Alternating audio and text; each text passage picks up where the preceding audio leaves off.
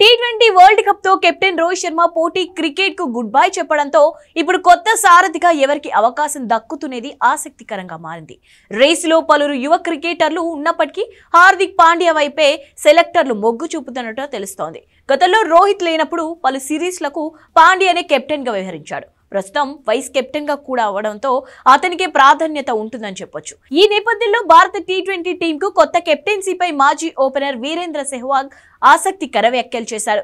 అందరిలా వీరు మాత్రం పాండ్యాకు మద్దతు ఇవ్వలేదు. సారథిగా పాండ్యా కంటే యువ ఓపెనర్ శుభ్మన్ గిల్ మంచి ఆప్షన్ అని సెహ్వాగ్ అభిప్రాయపడ్డారు.